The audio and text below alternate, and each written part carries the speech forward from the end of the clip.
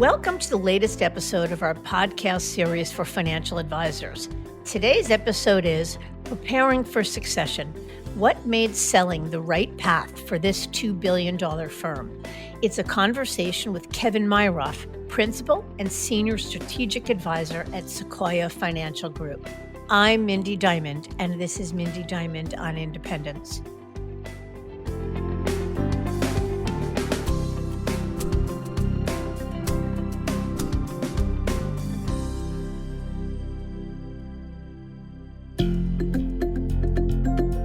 This podcast is available on our website, diamond-consultants.com, as well as Apple Podcasts and other major podcast platforms. If you are not already a subscriber and want to be notified of new show releases, please subscribe right on your favorite podcast platform or on the episode page on our website. For Apple Podcast users, I'd be grateful if you'd give the show a review. Your input helps us to make the series better and alerts other advisors like you who may find the content to be relevant. And while you're at it, if you know others who are considering change or simply looking to learn more about the industry landscape, please feel free to share this episode or the series widely. The idea of planning for succession is a difficult one, particularly for entrepreneurial types who fear it defines an endpoint in their career. But the reality is, succession and retirement are not one and the same. It's ultimately about business continuity first and foremost. And for a successful business that you've built and nurtured over the years, there's great value to having a path outlined to ensure an enduring legacy for you, your team, and your clients. So consider my guest on this episode. Kevin Myeroff started building his financial planning firm back in the late 80s after a stint with Ernst & Young. He started working with his dad in real estate investment and realized that it just wasn't for him. But opportunity knocks, as it often does, and he spearheaded advising clients on tax law changes. So with that taking off, they joined broker-dealer Integrated Resources, which, as Kevin shares, went through a series of sales to eventually become Royal Alliance Associates. In working with Royal as NCA Financial Planners in Mayfield Heights, Ohio, he built the firm to some $2 billion in assets under management, with a client base that he describes as the millionaires next door. Kevin made it a point to conduct due diligence every 5 or 6 years, exploring their options and to ensure that where they were was the right place for them, their business, and their clients. Yet as time passed, he realized that he had to start thinking about succession, more so over the last few years. And after exploring his options, what came to the top rose out of a relationship he developed with Tom Hott of Sequoia Financial, located just south in Akron. Sequoia was acquiring firms like NCA and proved to be the right fit for Kevin and his NCA team, so they sealed the deal in November of 2021. In this episode, Kevin takes us on a journey that shares what it really takes to build a $2 billion business. He discusses how his wildly successful internship program has created long-term team members, many poised for leadership roles at Sequoia. And Kevin discusses the thought process of succession, his concerns over team members, many of whom have been with him since they left college, and what mattered most in terms of his plan. He shares why he opted to sell to Sequoia instead of another firm or to sell internally.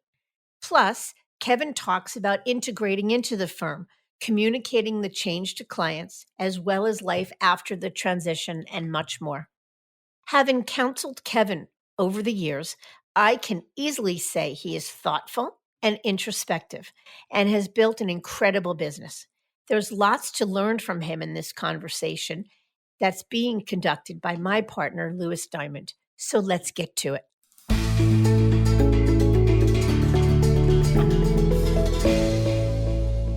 Kevin, thanks for taking time to speak with us today. Oh, Lewis, I'm so happy to be here. Very good. Let's jump in, and can you share your background and how you came to be a financial advisor in the first place? Yes, my story is a little funny. Graduated from college, went to Ithaca in upstate New York. I went to work for Ernst and Young as it was Arthur Young. It was so long ago before they merged, and I was a CPA with them. And after 3 years, I did what most people there tend to do: is go look for a job as a chief financial officer with one of the Fortune 500 companies. And my father said, when I told him I was leaving, he said, "Why don't you come work with me?" And I said, "What do you do?" Because I knew he had real estate and I knew he was in the real estate business, but I wasn't exactly sure what he did. And this was in 1986, right about when all the tax laws were about to change to make real estate not a very attractive investment. And it was in a time where you could sell these private limited partnerships where doctors could write off 3 to 1 whatever they purchase. So you put 100,000 in, you get a $300,000 deduction in your tax return. Tax rates were 50%. So they put in 100 and they save 150. It was like a no brainer. Gave me the yellow pages and told me to start calling people. And that was at like 9 o'clock in the morning. I think at 11:30 I quit. And my father said, "You know what? I have a sense the tax laws are changing and this industry is going to change. Why don't we do something else and let's try to do it together?" And he asked what I'd like to do. And I did a lot of teaching when I was at Arthur Young, and I worked with people on their corporations with their finance. So that'd be fun to do with individuals. Financial planning really wasn't even a term or a word then. Then we started down that path. My dad said, "You lead, I'll push." And then here we are today. Amazing. Every path is potentially the right one. I was actually similar to you. Started off at EY and realized that it wasn't the right move, and that led me to where I am. So grateful for that opportunity. But we're not talking about me. We're talking about you. So in 1989, you joined the independent broker dealer Royal Alliance Associates, and that's been an enduring relationship for you. Curious, what led you to pick Royal at that time? Yeah, so with my father, his expertise being in real estate and private deals and having that type of client base, we were looking for somebody that had that. Back then, there was a company called Integrated Resources that eventually turned into Royal Alliance. And so I never left. I was in the same place all the time. So we started with Integrated Resources because they had the type of private placements that we wanted. They eventually went bankrupt in the whole junk bond period. And then that we were purchased by other companies, eventually Eli Broad, and then some private equity firms later on. But I stayed with them the whole entire time. I was just blessed to work with great peers, and the 4 or 5 presidents of the company that I went through during my time were all just absolutely wonderful, great people that I got to spend a lot of time with. So it was fun. Sounds that way. And over time, how has your relationship with the broker dealer changed? Or, in other words, has the way that your practice interacts with them changed over the years? Well, obviously, I started so long ago that when somebody came in and we did 8 mutual funds for them, we literally filled out 8 different applications. And then eventually technology started coming around and there was something called a brokerage account, and we went to brokerage accounts. We were commission based. Now we're virtually 99.9% fee based. And now I'm totally fee based in our new relationship. And so it changed mostly through technology, but it's also been great because I had a lot of leadership roles within the broker dealer over time that just kept carrying on from one president to the next. So I always had a say in how things went, which was nice. That's really nice. And probably leads me to my next question is what kept you there all those years? There's been a crazy amount of innovation and change across the independent space. Like you mentioned, Royal Alliance has had a number of different owners, so potentially different opportunities to seek other platforms. And certainly, given your size and scale, having the ability to be completely self sufficient was always a possibility. So, aside from I guess, the relationships, was there anything else that kept you there all those years? Yeah, besides the relationships, believe it or not, I felt there was an obligation to our clients that every 5 or 6 years I would go around. I should go around and see what else was available. Is there some better place I could take them? There was this woman by the name of Mindy Diamond. You may have heard of I've her. heard of her. Yeah, okay. Mindy and I went through, and then eventually me, you, and Mindy went through a number of different iterations. And just, I can't say enough about your firm because she would literally come back to me at the end and say, "Kevin, based on what you want and based on what's out there, I think you should stay. Just stay where you're at." And that gave me the confidence that I was still in the right place, and that my broker dealer was innovating quick enough that I wasn't falling behind where other people were. Thank you very much for sharing that. It definitely made Mindy's day, and we appreciate you mentioning that because that is kind of the way we like to operate. If you don't find something that's better enough, then you stay. And clearly, it was working for you all of those years. So, why don't you just explain for us what the business looked like today or even before the transaction, as far as the number of professionals, assets, any other metrics you want to share, just to give the audience a sense of the business? Right. So we are a holistic financial planning firm, and we started team planning way, way back. And we had a very, very strong internship program. Last year, 104 people applied for our internship program. Wow. And we've had that for decades. And so we were at a point where, almost two-thirds of the people that worked in our company have never worked anywhere else. They were interns, they came here, and we were able to create these great, fantastic teams. And we work with what I call the millionaires next door. It's a sort of a Midwest term. If you saw these people, you wouldn't really think they had money, but they all do. And they're great to work with. They like to listen to what you have to say. And we believe that the asset management was becoming more and more commoditized. So we had to get better on advice. The type of advice we could give, the services that we could offer, concierge services that might be available. So we kept growing those. Just south of us in Akron, Ohio, there was a guy that I knew by the name of Tom Haught. He was running a company called Sequoia Financial Group. His firm and mine were very much alike. I'm a few years older than he is, though. And we just had a cordial relationship for, a very, very long time. Then he started into this acquisition mode. Never thought in a million years we'd join forces at any time. But when I started looking at my succession plan and the specific objectives I had in order to achieve this, and once again, I went through you with you and your mom in this process, and we decided based on what I needed, this would be the best fit. And I'm glad we made that move. Definitely. We'll spend probably most of the interview talking about that, but just a couple more questions about NCA as it was called before the transaction. Sure. So I think I remember that all client facing professionals in your team were CFPs or were pursuing the CFP, which is pretty cool. Can you talk about the culture you created around that? Yes, and that's important. 75% of my executive team are female. The majority of our planners are female planners. I just hired great people and we had great interns. And that's, I really didn't recognize whether somebody was a man or a woman. It was just, who's good.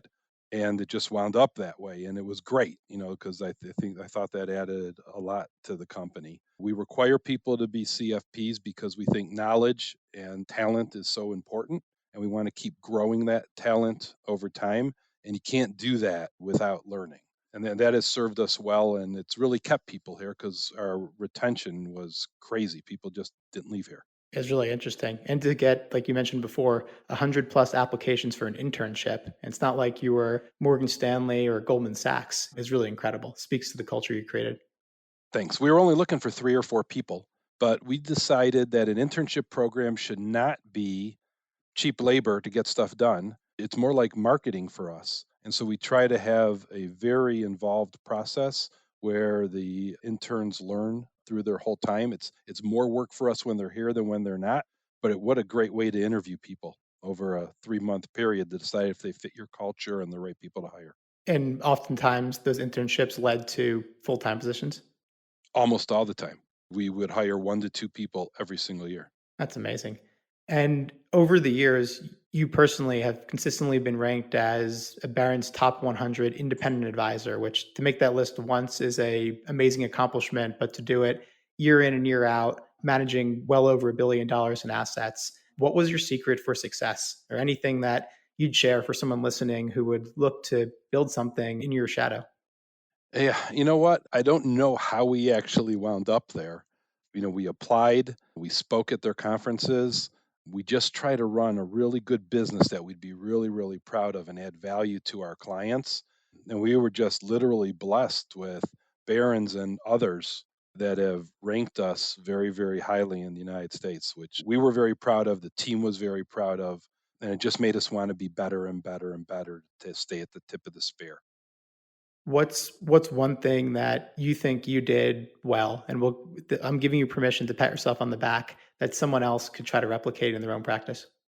Yeah, I think what we did well, or when people ask me, how do you grow?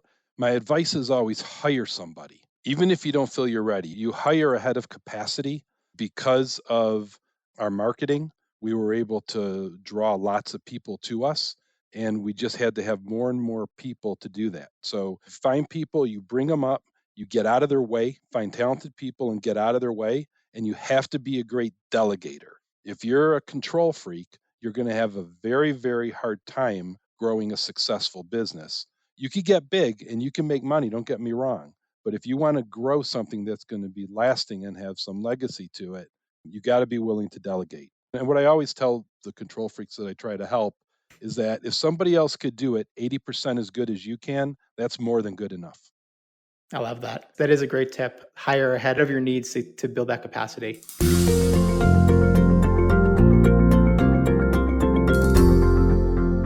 Okay, so let's move on to your succession planning, which is, I think, one of the more interesting segments that we'll talk about. So, when did you start thinking about your succession plan? And yeah, let's just talk about that journey.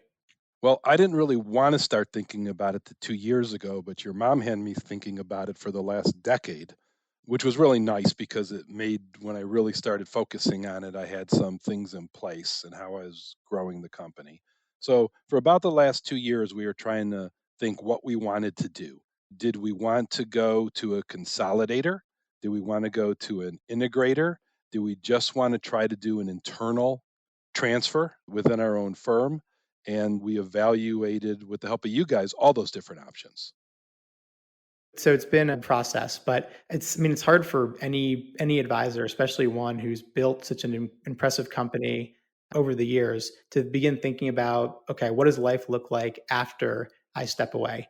So would you say it was probably the last 2 years that you really were thinking about it? And how did you kind of get started on it?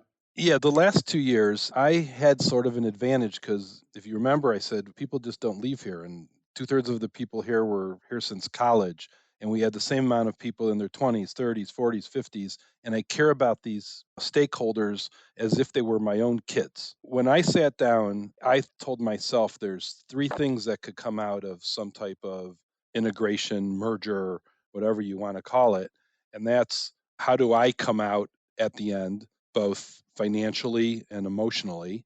How do my employees come out? And how do our clients come out? And if I put that in order of importance, one, two, and three were how the people that have helped me get to here come out. So I was most concerned about them. And then they were one, two, and three. Then four and five were how my clients. And then I put myself at the end. And when I decided that's how I was going to find somebody and I was going to include my people in the process the whole way through, it made it a lot easier for us to have good discussions and get to the right place. Yeah, I'd say so. And that ordering is, I think, pretty refreshing because usually people talk about client first, which is, of course, the case, but you kind of flipped it on its head and put employees, then clients, then yourself, which is very cool. So I think it's a very fair question, though, is if you had this existing team of advisors, these folks that were part of the internship program that you hired over the years, and clearly they were all very accomplished and credentialed, what were their thoughts on stepping into the CEO role? Like, wouldn't it have been better for them or more exciting for them to just buy you out and not have sold the business? Yeah, and by the way, that is the road that I wanted to go. That was my number one plan, heading that direction. And I had great leaders, number of people that could have led this firm. I think I made some mistakes in the process as I never let those leaders work together for a long period of time or a long enough period of time. I wish I would have had them running this firm while I was still here for 5 years instead of 6 or 7 months. But one of the uh, fortunate things, I guess, in the end that happened for all of us was that the multiples just exploded during the 2 or 3 years I was looking at this. And if I view these people as my kids, I just didn't want them to have to go borrow that kind of money and put that debt burden on them. And then once, the market downturn started and those things were happening, it made me feel like it wouldn't have been the right thing to do for them. And I think they were disappointed by that, but I think it wasn't the right thing. And then I had a group of people which consisted of my brother and my wife and a couple of very close friends. They said something to me that really hit. They said, Kevin, if you don't find somebody to integrate with, if you just sell this internally, you will never be out. You care Hmm. so much about these guys that anytime something would go wrong in the business, you'd be back here. You'd be thinking about them all the time. You'd have the stress of it, even though you don't own it anymore. And the only way that you could put yourself in a position where you could go on to whatever my plan B is, and I have lots of things that I want to do, I couldn't do that unless I could have somebody else, make sure there were other Kevins and leaders in the next firm that could help my young leadership grow. I wouldn't be surprised if some of my leaders aren't running Sequoia Financial Group at some point. Yeah. First, I want to comment on what you're saying about the multiples and kind of the debt burden, and then going to ask you a follow-up question about what you said about how you would never be able to step away unless you integrated with someone. Because I think it's kind of the entrepreneur's dilemma.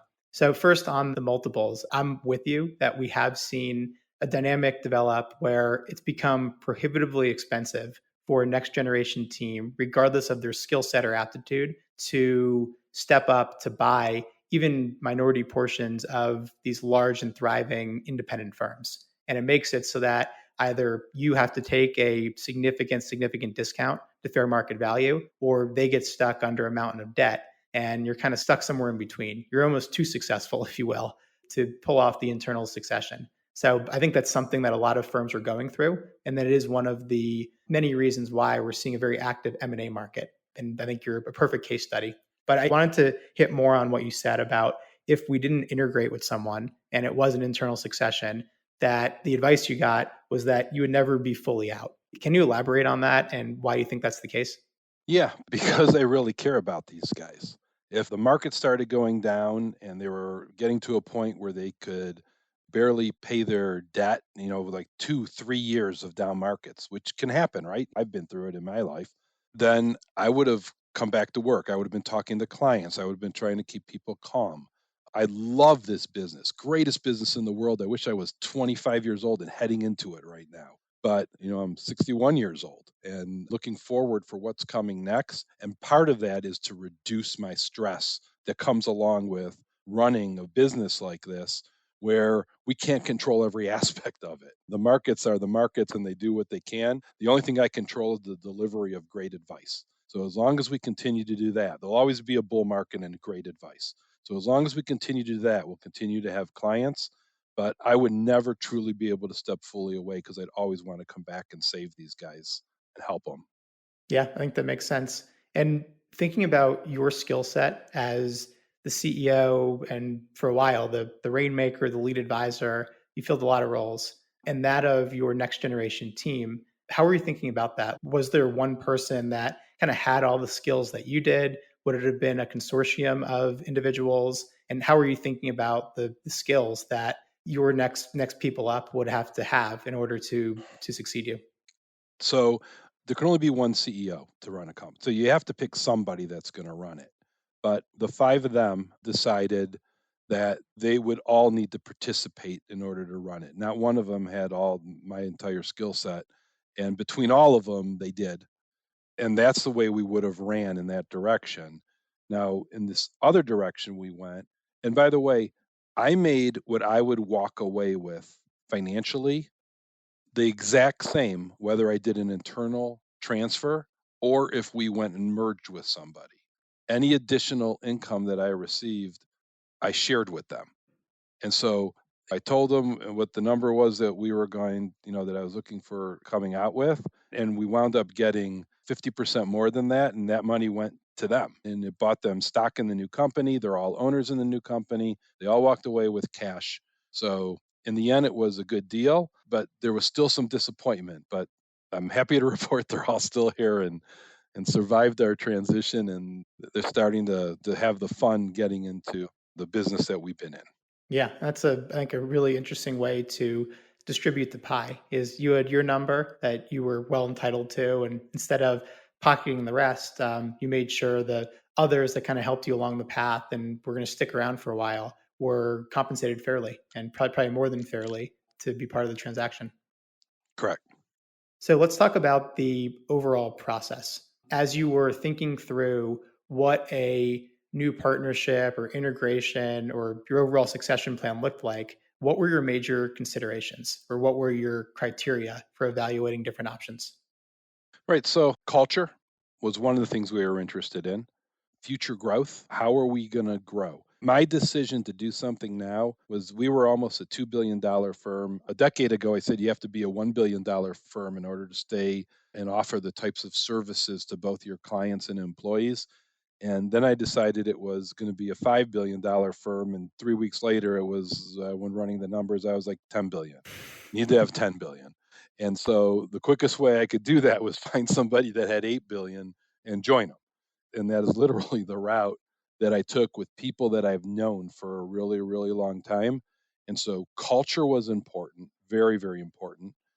Like investment styles was important, their ability to adopt best practices, not that everything had to be done exactly their way. For example, they quickly adopted our internship program. Within days of us being there, they adopted that. And they're looking at other things we do to say, man, I think old NCA may do that better than we are here. And I can't say enough about the leadership at Sequoia Financial Group because they're really open to best practices. They look at that one. They look at new acquisitions as one of the benefits of that is buying some best practices, and so it's just built into their culture. Right. How about from, we'll call it an ego or control standpoint, you were required to change your name in the transaction. And of course, many of the things that you did were changed, or you kind of went along with what Sequoia was doing as the buyer. How did you get comfortable with that? Right. I didn't need it for my ego standpoint, but I wanted the transition for the clients to feel seamless and like it was more of a merger than an acquisition. And it wasn't, they acquired us. And so Sequoia was great about that. We still called ourselves NCA rated at the very beginning for the first few weeks. Then it was, there was a whole campaign done around Sequoia Financial Group, NCA Financial Planners joining forces. We had a whole logo. It was on our papers. It was in our advertising, and the phone was answered as NCA Financial Sequoia for almost 6 7 months. And then clients got used to both names. They started realizing this was going to be good for them, and then we just dropped everything. And just recently, we're all Sequoia now. Amazing. So, can you walk us through your sale process? And you don't have to share names of firms that you were talking to. There's probably NDAs in force and the like, but just kind of the way you're thinking about the different options you had in front of you. And then ultimately, what was it that led you to Sequoia?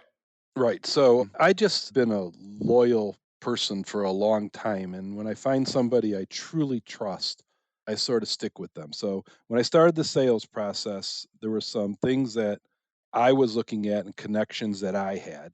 Then I came to you and your mom and I said, hey guys, I think this is the group I want to go with, but you've been by me for 20 years and I trust you. If there's somebody you think that's better, walk me through there. And then you guys went back to the drawing board and came up with some options you thought I should at least discuss and talk about. And then when we came to the end, once again, you guys have just, been so upfront and transparent with me. Is you said, Kevin, I think you got the right deal right now. And that's what I did.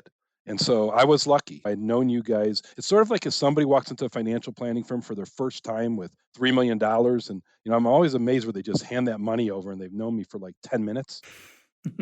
If you have a referral that sends you there, you're much more comfortable handing that money over. And I've known your family for decades. And so it just made it easy. And you've always been super transparent. Thank you again. And for the audience, this is not scripted. We're not paying Kevin to talk this way, but we appreciate it. So, in this expanded landscape, especially for mergers and acquisitions, there were possibilities for you to take on a minority investor, keep the NCA name, keep your own RIA, or even join an RIA, but keep really NCA intact as is. Your leadership team could have stepped up to be a combination of CEOs and presidents, et cetera. But ultimately, you went for the full-fledged merger or integration with Sequoia. So was there something that I guess you preferred about the full integration than we'll say kind of like a halfway move or more of a financial transaction, which would have been taking on some capital from a family office or a private equity firm or a PE backed platform.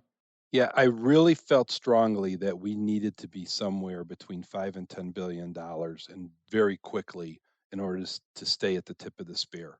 And I just didn't see if they did internal buyout or even used one of the consolidators to get money. And I know the consolidators still offer help and services and try to get you there, but they're not in your office every day. It's very different than going to an integrator. It's nicer in a lot of ways that you mentioned, Lewis, right?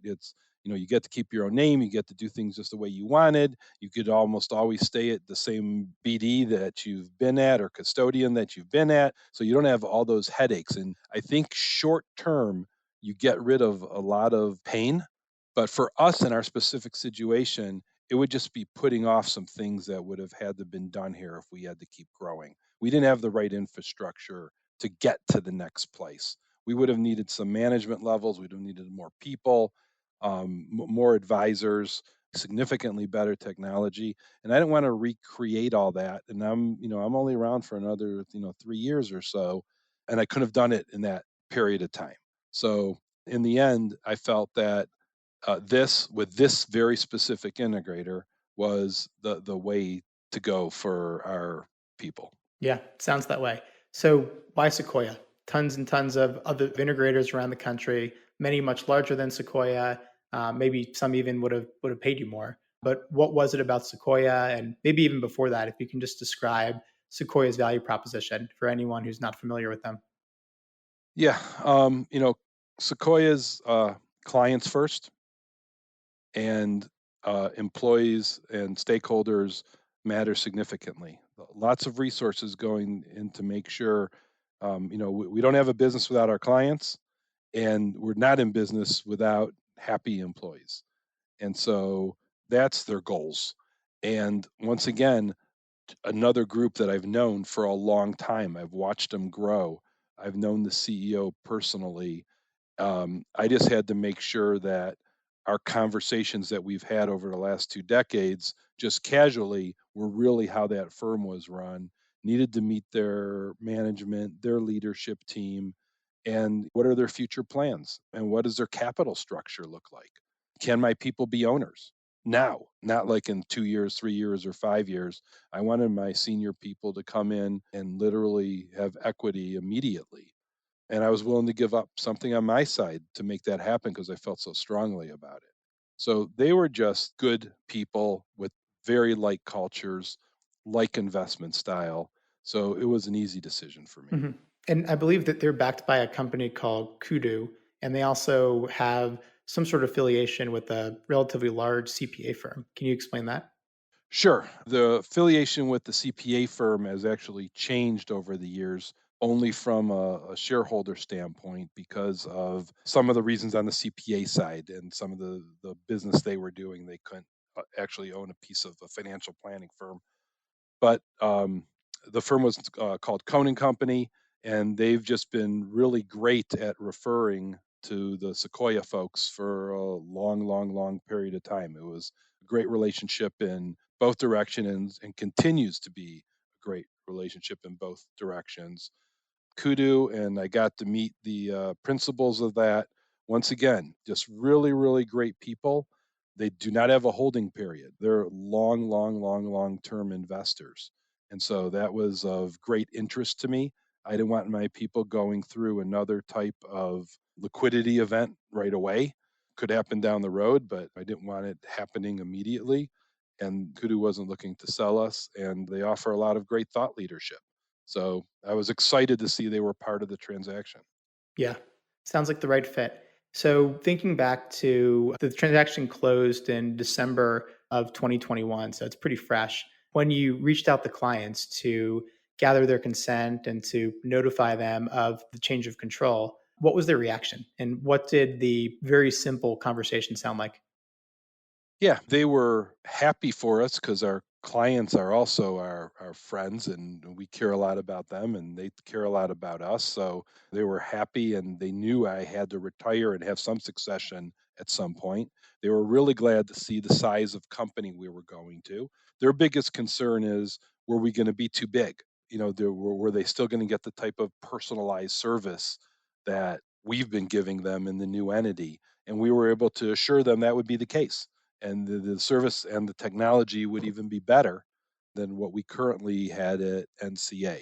So 99.9% of clients came with us in this transaction, which was just really heartwarming that their trust is there. And here we are 9 months later. It seems like it's working. So now been 9 months, like you said. Can you talk about what life has been like transferring from being the CEO of NCA and now your title is Senior Strategic Advisor in Principal of Sequoia? What has that process been like? It was pretty seamless because strategic advisor was sort of my role at NCA too. My senior advisors were really running the company for the last year, my leadership team. And I spent most of my time on the strategy side, stepping more and more away from actual client relationships. So just about every day I'm in some portion of a client meeting, but don't sit through all of them.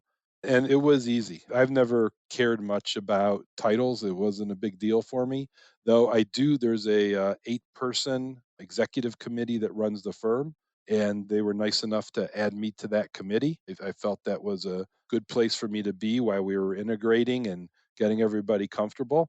And what an amazing group of people I get to work with on that committee. And they actually like to hear what I have to say. So that's good. Yeah, it seems very cool. So, what's been the best part of this transaction? And then let's say one thing that's just been maybe not negative, but has been a little bit harder with transitioning from being a CEO. I think the best part's yet to come. I personally have had a little bit easier of a transition because I've been working with the executive team and getting that integration. My team has had it tougher because they're actually doing the work of integrating. And Sequoia sends over a complete integration team to help us through the process. But integrations are hard because they're hard, especially when you go from a broker dealer to a pure RIA, and then you're switching from Pershing to Schwab and the intricacies that happen there, some legacy assets that are BD assets that have to go somewhere else because they can't come to Schwab. And it just takes time and effort. And we were lucky because Royal Alliance could not have been more professional and nicer to us in this process. I was very transparent with them the whole way through, and they've really treated me and our firm just in a fantastic way on the way out. That's nice to hear that after all those years with the company that they still had your back. So what about something that's been difficult? We'll say about giving up control. Is there anything that sticks out? Yeah, you know what? When you go to bigger companies and there's more systems in place, and at first it feels like because there's more rules and things you have to go through. When I had a problem with my computer, I yelled down the hallway, and somebody from our IT would come over here and they'd fix it. Now I have to put in a case, and it could take a couple hours before somebody calls me to fix my computer. Things like that are getting used to, and we're trying to come up with better practices for some of those things because we don't really want to change the advisor's experience. We want everybody to have the same type of experience they had before. And to be honest, Lewis, we're in that period, and I know you've helped a lot of people here, so you could probably give all of us some advice. But how do you differentiate between the change is hard or we're just doing something that's not as good as we did before? And so we're still trying to figure that out. Or is this one thing they want us to do upsetting us because it's different? Or is it upsetting us because it's not as good as what we were doing?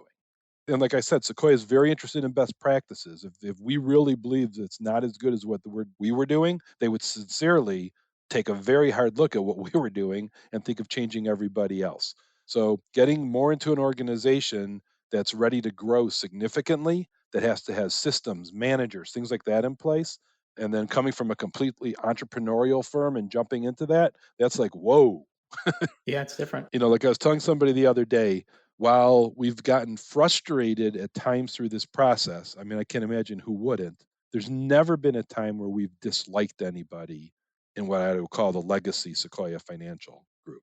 We've always liked them. They may have not made us happy with how they wanted to do something, but we worked our way through all those, and we're finally on the other side of that and looking forward to our new life here. Yeah. Thank you for sharing that. And I think that's exactly right. Change is always hard. And I like that distinction you drew between What is it that's hard? Is it the actual change, or is it that we're being asked to do something that's not as good or not the best possible way? But it sounds like if you find the right partnership, then you have a forum, you have a voice, and at least they're open to hearing input, and perhaps some of the things that you did better can make its way into their way of operating. Exactly.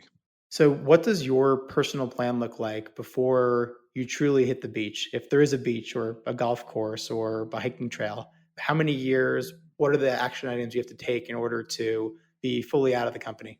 Right. So I have an agreement to stick around for 3 years. They were kind enough to make it so I didn't have to be in any specific location. And if they had things for me to do or wanted me to participate in, which I truly enjoy, I had the final option if I wanted to take on that task or that job or not. So they're just so confident they have so many fun things looking forward. And I see that, when I sit in these executive committee meetings, that I'm excited to jump in and get on some of these. But they're like, if there's something you don't like to do, then pick something else. So they've had a great attitude about it and they've stuck to their word. So it's a 3-year plan. How do you know when you're done? What does the end look like for you? Is it just every duty and responsibility is off your plate, or what work do you have to do in order to make it to the finish line? Right. From Sequoia's standpoint, they may want me to stick around longer to do more things. And we may decide to do that later on if it's working the way that I hope and it becomes a little bit less stress than actually running the company. But from my viewpoint, I wanted to be here long enough so I could make sure that all the people that have grown up in legacy NCA are in a good place. They feel comfortable and they're really, really, really happy about where they're at. That could take a couple years to get everybody there as we're taking on new roles, new tasks, different systems. And so for me, that's when the end is. When everybody's like, Kevin, this was a great move, then I'm good to go at any time. Right. And how about your team members? Has there been any attrition on the team member side? And what sort of roles have they kind of morphed into? Or how have their roles and day to day changed? Right. So for the financial advisors, which were a third of the team, nothing's changed. They're still doing the same things they've been working on, the same clients they've been working on. They have more resources. They have to learn a lot more technology. They have to learn how Schwab works versus how Pershing worked. All those things are sort of coming into play. The harder were some of the other roles. We had some positions that were very different than their positions. Our chief investment officer, our CIO, went right into the team with Sequoias, where they have 6 or 8 full-time people just working on the investment team. And he's very happy. He likes the position he has there and he's glad to be there. So everybody in the firm came over, with the exception of I had one minority partner that this just wasn't the right thing for him and he went a different direction.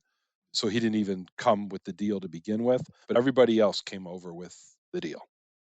That's what you hope for. I mean, it's a leap of faith, right? Like, how are, besides the client's going to react, but how's the team going to react? And you hope that everyone comes along and there's a place for them and that their jobs just get better and they don't kind of lose out on things that they're passionate about. So it sounds like that was the case.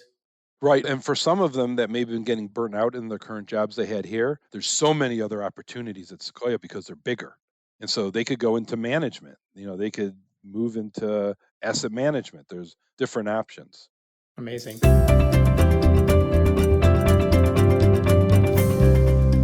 So, last question for you. Just a bit of parting advice for those thinking about starting on their own succession planning or embarking on a sale process.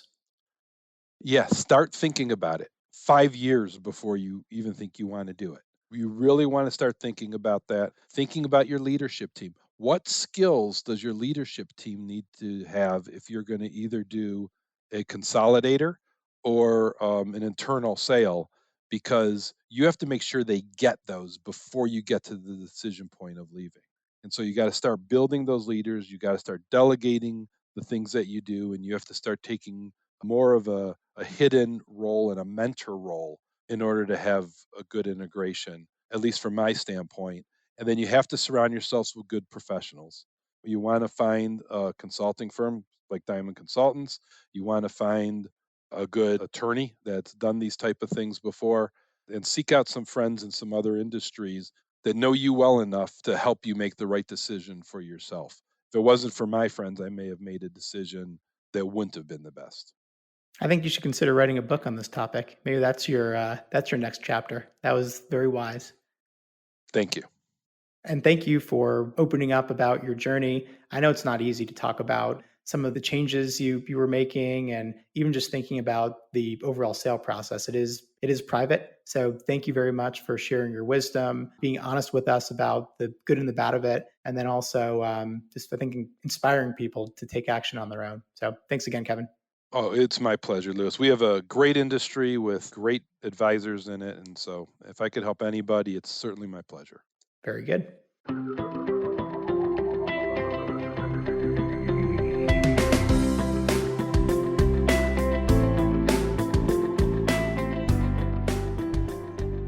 For Kevin and many successful entrepreneurs like him, the best succession plan was one that not only ensured his future, but provided the right path for the team he fostered over the years and the continuity of the client relationships they built over time.